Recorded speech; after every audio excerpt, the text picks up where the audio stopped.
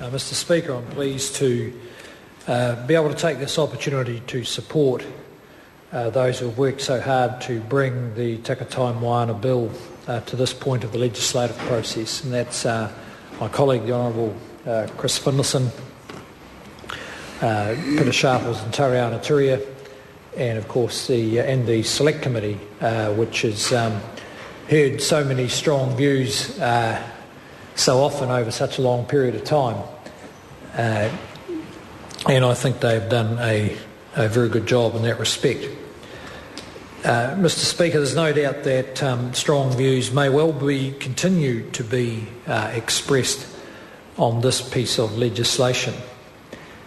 But in a sense it's just another step that this Parliament and governments in New Zealand over the last 20 or 30 years have taken in following a long process of balancing and incorporating different views of history and of justice and of property rights into the legislative and constitutional structure of New Zealand.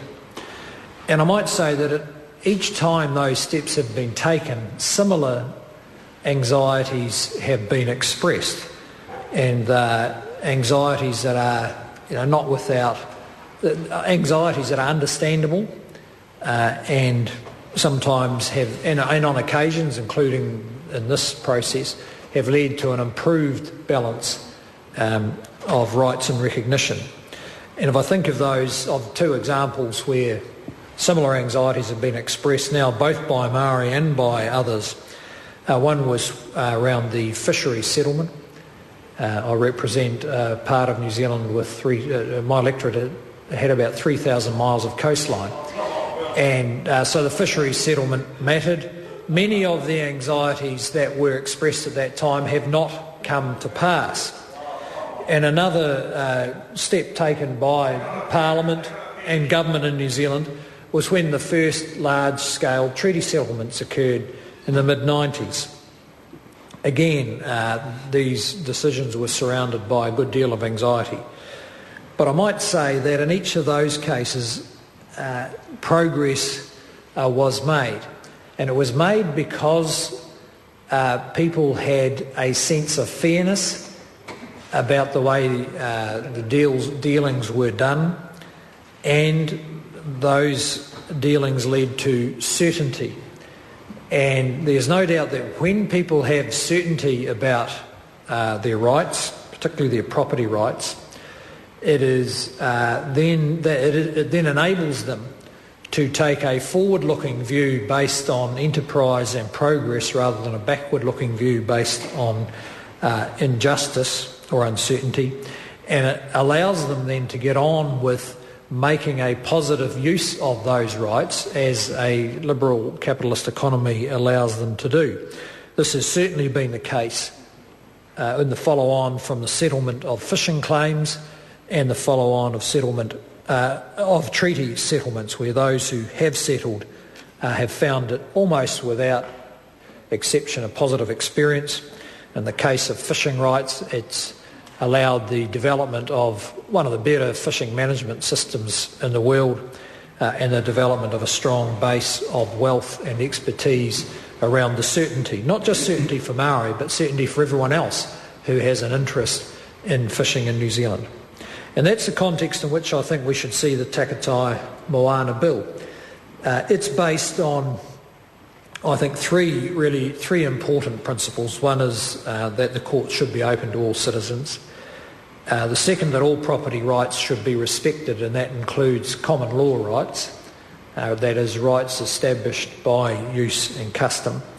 And thirdly, that we should maintain public access to the beaches. Now, it may be that some people aren't aware that common law rights exist, but they have for hundreds of years in British type systems. They do now. Existing property rights have to be respected. I suspect that a lot of this debate has boiled down, I think, as might have been David Parker said, to a debate over whether to codify the tests for customary and other rights or not to codify them. And the government, along with the Maori Party, have made a decision to codify those tests. And I think the reasons for those relate to the points I made earlier. Codifying the tests does properly make this a debate conducted by the Parliament rather than just by the courts alone. And secondly, codifying the tests will give us more certainty, which enables people to feel that these issues are settled in their sense of fairness and justice, but also more certainty in the sense of the economic use of the property rights. The experience in other jurisdictions is that where the courts are left to determine common law rights held by Indigenous peoples, that is a lengthy, complex and inconclusive process, and very expensive, in which the lawyers win more than anyone else. Maybe in Canada or Australia they can afford to do that, where these rights are pretty peripheral to the mainstream economic activity. But in New Zealand we need as much of the certainty as we can get, and it's best to get on and do it. Mr Speaker, I think we should accept that there are strong views on it. I think the government, both National and the Maori Party, have worked hard to incorporate what might reasonably deal with the anxieties that have been expressed on both sides of this argument. The fact that Maori believe they'll get nothing and the Coastal Coalition believe Maori will get everything tells us that we're probably about right. And in our pragmatic approach to these issues, constitutional type issues in New Zealand, that's not a bad measure actually of success. It is clearly not the case that this legislation, everyone thinks you're wrong. I couldn't have put it better myself. It amounts to the same thing. Well, then you've achieved a bit in your time too, Mr Mallard. So if everyone thinks you're wrong, you're in about the middle, and it's probably the next most pragmatic step that you can take. And I want to acknowledge today particularly the way in which the Maori Party has dealt with this issue. It's always difficult for a small party in government. I might say that if it wasn't this issue, it would be others that put pressure on both the Maori Party and the ACT Party. They've articulated strong views. We have heard all those views, both from the ACT Party and the Maori Party.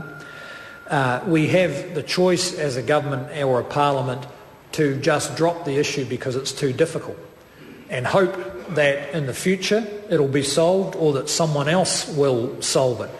That would be quite an unacceptable outcome. It is the proper role of smaller parties to take strong positions as long as they respect the need for the government and the parliament to take a position that can actually be implemented, because those are not the same things.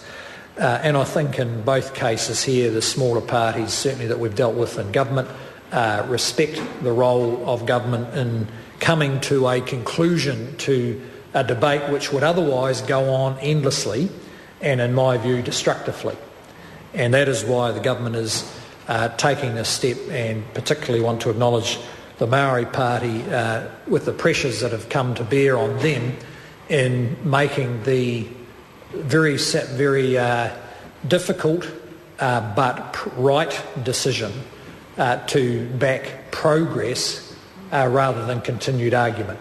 That always takes a certain amount of courage, and finding that courage is admirable, and it's difficult, much harder for a small party to do that. So I want to acknowledge that effort today. So, Mr Speaker, this bill is going to be subject to vigorous debate. We expect that. We know there's strong views about it, but it is important for New Zealand to take the pragmatic decisions that it can to move forward and build the basis for the kind of economic and social progress that you get when you settle old injustices, deal with recent injustices as the bill we're repealing creates, and look ahead and there may be further arguments about this in the future.